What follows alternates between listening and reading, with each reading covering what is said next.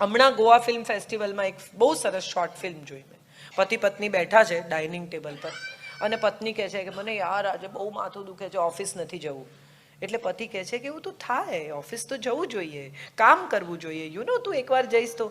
એટલે પત્ની ગુસ્સે થઈ જાય છે અને એને કહે છે all I need is a હગ and a little pampering. આટલું ભાષણ શું કરે છે?